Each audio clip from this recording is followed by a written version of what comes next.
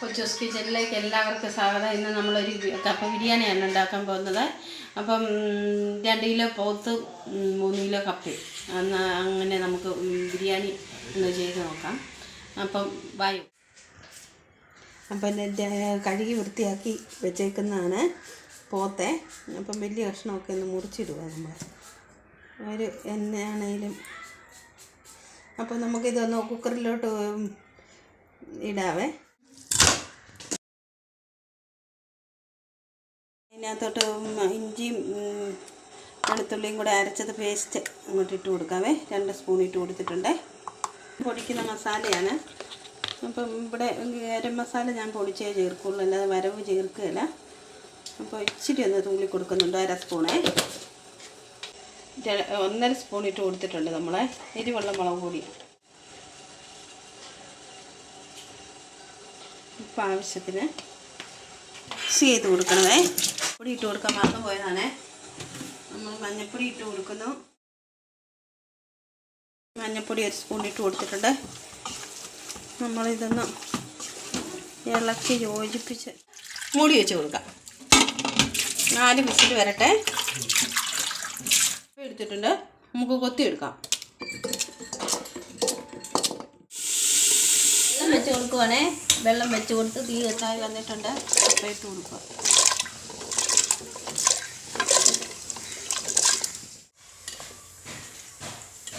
നല്ലപോലെ വെന്തിട്ടുണ്ട്.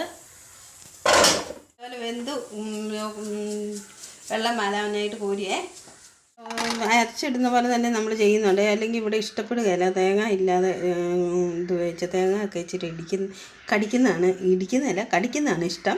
അതുകൊണ്ട് ഞാൻ ഈ തേങ്ങ ഒതുക്കിയാണ്.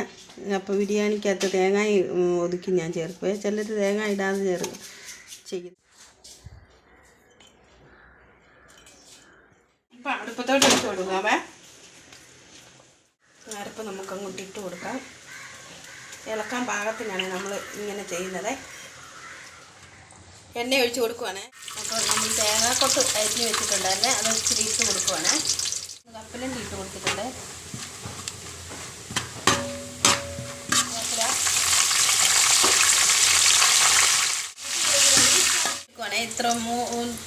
ഇത്ര മുക്കാവുള്ളൂ, കരിയരുത്. അപ്പോൾ നമ്മളൊന്ന് കോരി എടുക്കുവാണേ. കടുക് ഇട്ട് കൊടുക്കുവാണേ. അപ്പോൾ നമ്മൾ ഒരു 5 സവാള അരിഞ്ഞ് വെച്ചിട്ടുണ്ട്. ചെറുതായതുകൊണ്ടാണ് 5 എണ്ണം എടുത്തത്, അല്ലെങ്കിൽ 2 എണ്ണം മതി. മഞ്ഞൾപ്പൊടി ഇട്ട് കൊടുക്കുന്നു. ഈ സവാളയ്ക്ക് മാത്രം ഉള്ള ഉപ്പ് ഇട്ട് കൊടുത്തു. പെട്ടെന്ന് വഴലാനായിട്ട് വേണ്ടി അതുപോലെ വഴന്ന് വന്നിട്ടുണ്ട്. ഇച്ചിരി വഴലട്ടെ. മല്ലിയില നമ്മൾ ഇട്ട് കൊടുക്കുന്നുണ്ട്. തുള്ളി ഇച്ചിരി. അപ്പം മസാലപ്പൊടി നമ്മൾ ഇച്ചിരി കൂടി ഇട്ട് കൊടുക്കുന്നുണ്ട്. 1.5 സ്പൂൺ ഇട്ട് കൊടുത്തേ. ചെറിയ സ്പൂണാണ്. മല്ലിപ്പൊടി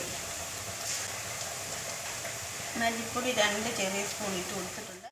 മുളക് പൊടി നമ്മൾ മുളക് പൊടി ആവശ്യത്തിന് ഇട്ട് കൊടുത്തായിരുന്നു, അതുകൊണ്ട് ഇത്ര മതി.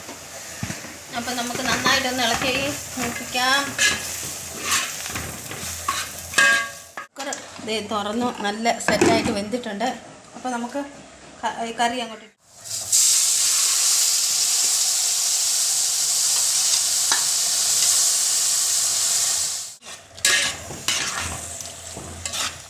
തുറന്ന് നോക്കിയപ്പോൾ കണ്ട നല്ല സെറ്റായിട്ടുണ്ട്.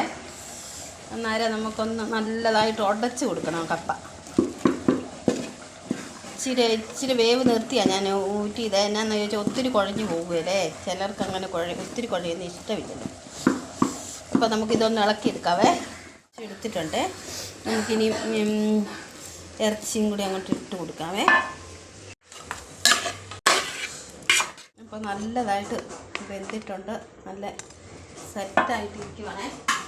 അപ്പോൾ നമുക്ക് ഒന്ന് ഇളക്കി കൊടുക്കാം.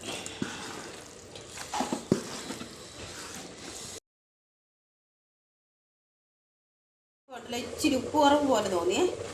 അപ്പോൾ ഉപ്പ് ഒന്ന് ക്ലിയർ ആക്കാൻ വേണ്ടിയാണ് നമ്മളിങ്ങനെ ചെയ്യുന്നത്. ചാറൊക്കെ ഉണ്ടെങ്കിൽ വലിയ സുഖമുള്ളൂ. പിഴിഞ്ഞ് വെച്ചോണ്ടാ ചാറില്ല. ഞാൻ ലാസ്റ്റ് ചെയ്യുന്ന പരിപാടിയാണ്.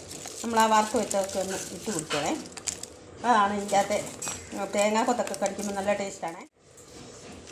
ഇട്ട് കൊടുത്തിട്ടുണ്ട്. അപ്പോൾ ഒന്നുകൂടെ ഒന്ന് ഇളക്കി കൊടുക്കാം. തേങ്ങാക്കൊത്തും ആ കരിയാപ്പിലയൊക്കെ കടിക്കുമ്പോഴത്തേക്ക് നമുക്ക് നല്ലൊരു അപ്പം എല്ലാം നല്ല സെറ്റായിട്ടുണ്ട്. മക്കൾമാരെല്ലാം വായ ഓടി കഴിക്കാൻ. അപ്പം ഇപ്പോൾ ബിരിയാണി റെഡി ആയിട്ടുണ്ട്. അപ്പോൾ എല്ലാവരും ഒന്ന് ഇങ്ങനെയൊന്ന് ട്രൈ ചെയ്ത് നോക്കണേ. അപ്പം ഞാനൊന്ന് കഴിച്ച് നോക്കട്ടെ.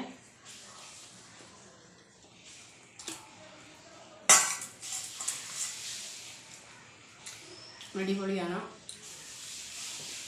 നമുക്കൊരു ചള്ളാസും കൂടി ഉണ്ടെങ്കിൽ ഒന്നുകൂടെ സൂപ്പറായിരുന്നു. ഇപ്പോൾ ചള്ളാസിന് നേരമില്ല, ഓർഡറൊക്കെ ആയതുകൊണ്ട് തിരക്കായതുകൊണ്ട് ചള്ളാസിന് നേരമില്ല.